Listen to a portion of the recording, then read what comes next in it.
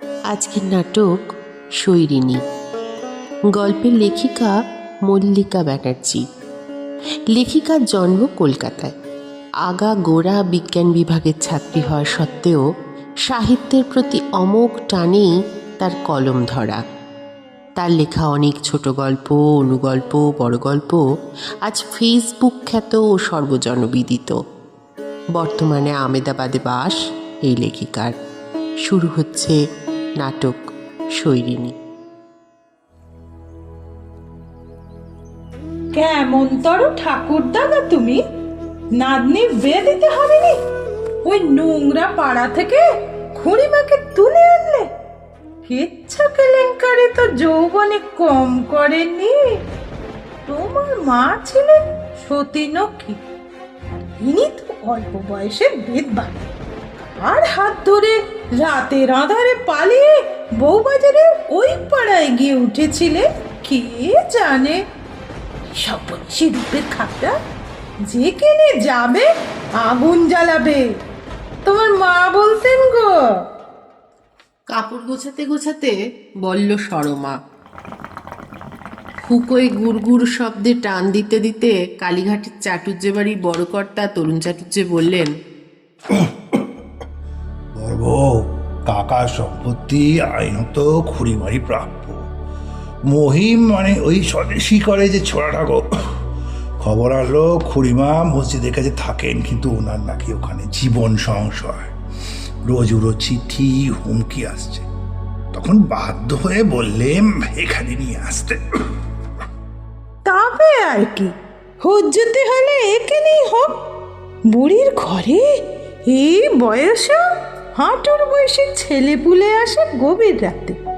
অন্ধকারে ফিস ফিস আওয়াজ আসে। একটা লাল মুখও ছিল।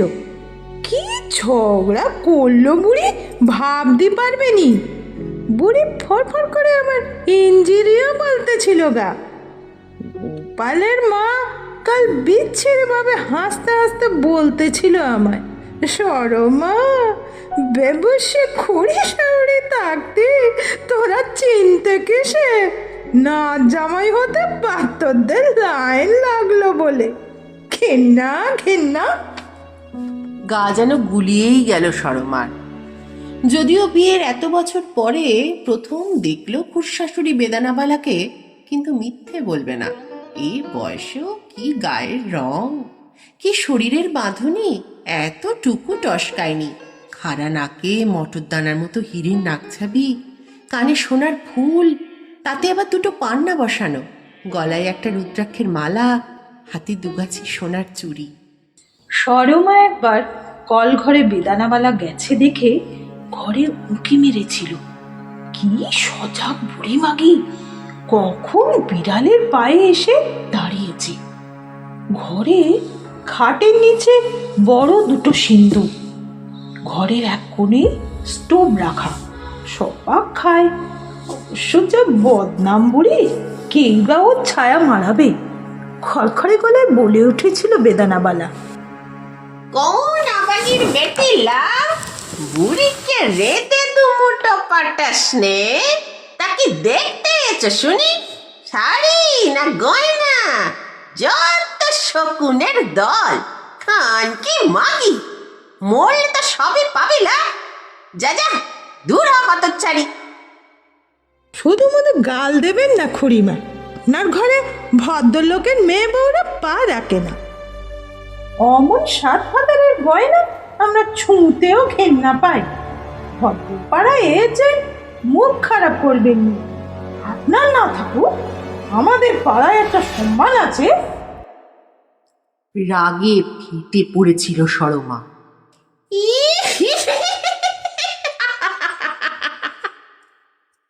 এটুকু গাল সইতে পারলিনি বউ? আয় বস। তবে ভাব দেখি, রায়বাহাদুরের মেয়ে নরেশ চাটুর্যের বেদবা স্ত্রী কি করে পারলো রে রাতের পর রাত ঘরে মদমাটাল ঢোকাতে। কাপড় খুলে সারা রাত কেউ কেউ শুধু দেখতো আর নোংরা গালি দিত। লাল মুখ কি নৃশংসের মতো চিড়ে খেত, ভাবতেই পারবিনি। এতটুকু মায়া নেই লো শরীরে, এই কোলে বসাচ্ছে তো এই চুরুট গুজে দিচ্ছে আস্তানে কুস্তানে। কেন এত সইতে গো দিদি ঠাকমা? এত বড় বাড়ির বউ, এত বড় লোকের মেয়ে হয়েও কেন গেলে অমন পাড়াতে? বলে উঠল সরমার বছর বারোর মা বাপ হারা নাতনি তুলতুলি। কখন যেন সে ঠাকমার শাড়ির পেছনে এসে দাঁড়িয়েছে।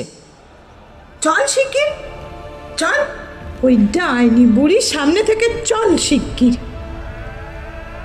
হিড় করে টেনে নিয়ে যায় নাতনিকে সরমা এই ডাইনি বুড়ির সামনে থেকে। কিছুদিন পরেই চাটুজ্জে মশায়ের ভেদ বমি। বাড়িতে ইংরেজ ডাক্তার এসেও জবাব দিয়ে চলে গেছে। সরমার কান্নার আওয়াজ ভেসে আসছে বেদানাবালার ঘরেও। হঠাৎ সবাইকে সরিয়ে কে একটা গুঁড়ো তরুণ চাটুজ্জের মুখে গুঁজে দিল বেদানাবালা। বমিটা যেন ধরল খানিক। এরপর ঘন্টায় ঘন্টায় এই গুঁড়ো খাইয়ে জমের মুখ থেকে ফিরল তরুণ চাটুজ্জে। ঠিক কয়েকদিন পরেই নিজের ঘরে গলা কাটা অবস্থায় পাওয়া গেল বেদানাবালাকে।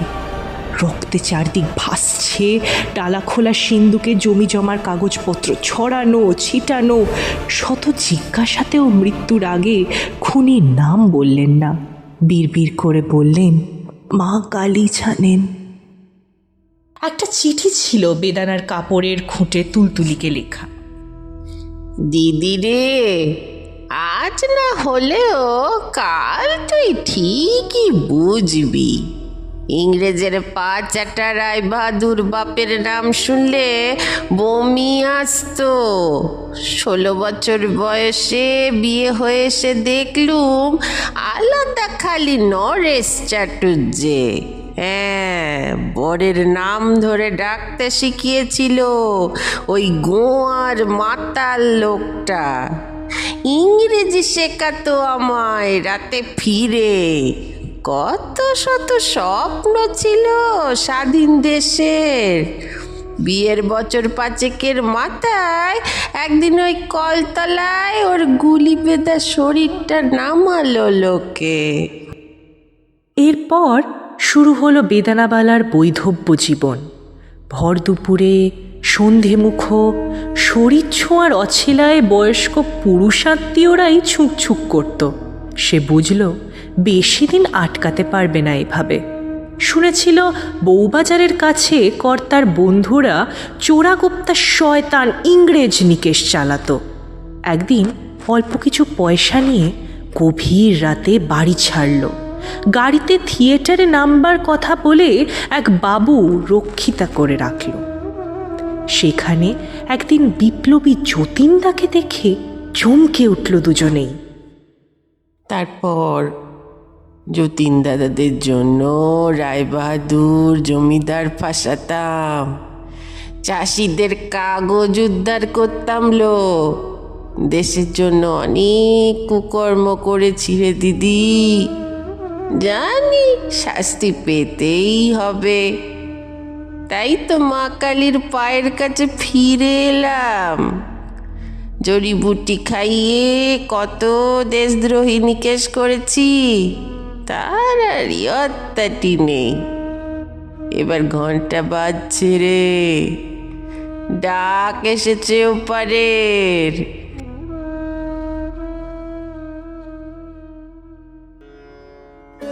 এতক্ষণ শুনলেন লেখিকা মল্লিকা ব্যানার্জির লেখা গল্প শৈরিনী। গল্পের নাট্যরূপকার ও কালীঘাটের তরুণ চাটুজ্জের চরিত্রে কণ্ঠ দিয়েছেন শ্রীযুক্ত ইন্দ্রনাথ মুখোপাধ্যায়। সরমার চরিত্রে সুব্রতা সাহা বসু, বেদানাবালার চরিত্রে জয়তী মুখার্জি, নাতনি তুলতুলির চরিত্রে লাজবন্তী মুখার্জি, সমগ্র ভাষ্যপাঠে মধুমন্তী মুখার্জি ও আবহ সঙ্গীতে রূপন নাথ।